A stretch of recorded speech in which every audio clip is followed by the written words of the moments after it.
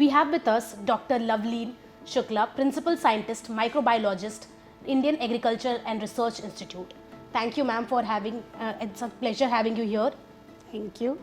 Ma'am, would you like to tell us, with the innovation of Prime Minister's chemical fertilizers, reducing it to 25 to 50%, how are you seeing the future? How are the changes being brought in the industry?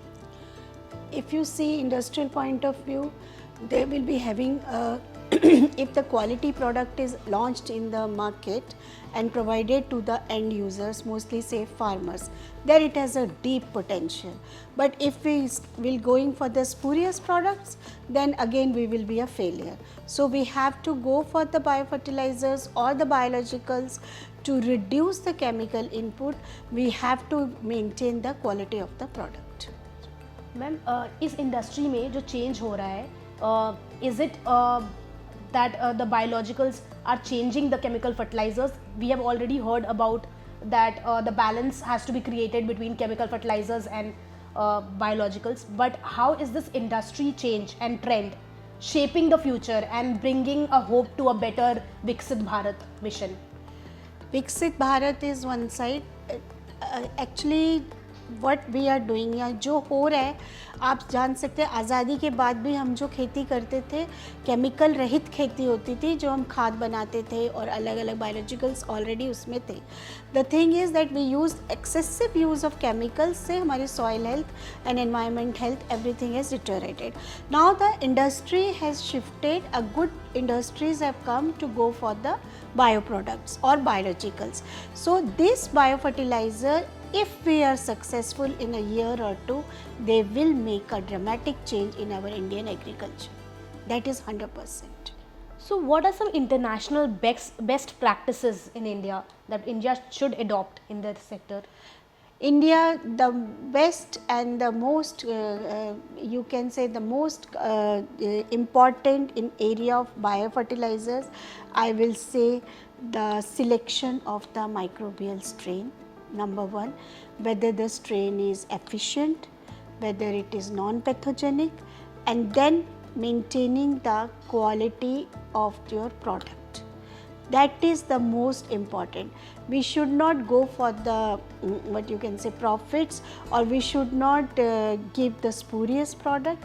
The quality and purity of your product will show the results, and if you maintain all these standards, your product will be selling good. So we have seen a lot of myth being broken in the biological industry. So how are you seeing this Indian state giving an example of sustainability and moving towards this future? So what is there in the next 10 years, and India being the big producer of agriculture? India is very good. It is an agrarian country, and I think if we move towards we will moving towards with the biological parts and reducing the chemicals, our soil health will be improving and our environment will be, and simultaneously if soil, water, air is getting pollution free, so we'll be you can say one of the our state, you know that Sikkim is there. It is completely organic. They are not using any chemicals or anything. They say they are using only biologicals or manures and all that. If state by state we join whole India like this, it will be really wonderful, and it will be really for our next generation, it will be a very good environment also and good food, because they say कि जैसा खाओ अन्न वैसा रहता है तन मन. तो जितना अच्छा खाना आप बच्चों को और आपके आगे फ्यूचर जनरेशन को मिलेगा, तो वो भी आपकी सेहत के लिए और हमारे सबके माइंडसेट के लिए बहुत अच्छा है. आपका क्या मानना है कि रेगुलेटरी रिफॉर्म्स या गवर्नमेंट इनिशिएटिव इन सब चीज़ों को कितना बढ़ोतरी दे रहा है?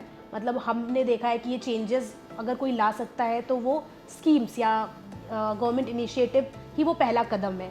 तो बिल्कुल, गवर्नमेंट के इनिशिएटिव्स बहुत ज़रूरी है, क्योंकि जागरूकता लाने के लिए गवर्नमेंट का ही मेन रोल होता है। गवर्नमेंट के साथ जब प्राइवेट कंपनीज आगे आती हैं, हाथ में लगाती हैं कि चलिए हम आप जो चीज़ चाहते हैं हम उसका प्रोडक्शन करते हैं, तो वो एक बहुत महत्व होता है। लेकिन यहाँ पे सिर्फ एक ही बात मैं बार बार कहती हूँ कि हमें क्वालिटी प्रोडक्ट चाहिए। बस हमें ऐसा कोई आदमी जो है कोई पानी दे देता है, कोई कुछ डाल के देता है, कलर डाल के, वो नहीं होना चाहिए। बायो फर्टिलाइज़र का मतलब है कि वो स्ट्रेन या वो माइक्रोब्स जो आपकी मिट्टी में काम करे, बस।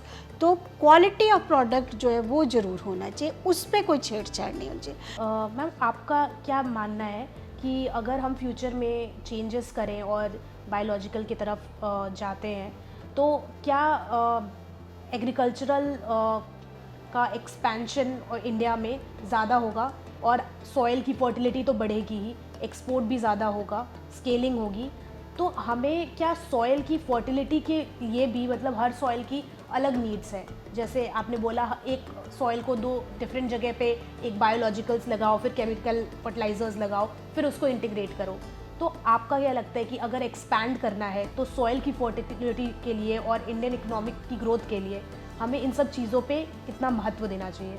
सॉइल फर्टिलिटी पे तो हमें सबसे ज़्यादा महत्व देना चाहिए, क्योंकि आपका बेसिक जो हमारा एग्रीगेरियन कंट्री है, एग्रीकल्चर सेक्टर ही हमारा सबसे बड़ा है।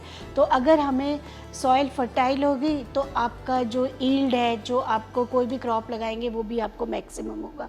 और फर्टाइल सॉइल के लिए बेशक हम यूरिया वगैरह दे देते हैं और ये सब करते हैं, लेकिन अब आती है आगे क्वालिटी की। अगर आपको क्वालिटी प्रोडक्ट चाहिए और सॉइल की फर्टिलिटी भी चाहिए तो आपको बायोलॉजिकल्स में आना ही होगा, आपको डिटॉक्सिफिकेशन ऑफ सॉइल करना ही होगा, उसके बिना हमारा कोई चारा नहीं है।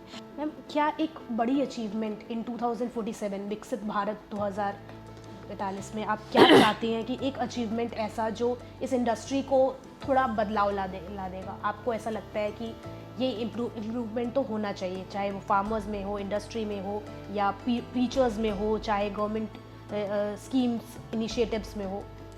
अगर हमारी सॉइल हेल्थ इम्प्रूव हो जाती है using the you can say bio fertilisers and reducing the chemicals, this will be the biggest achievement of our Ira.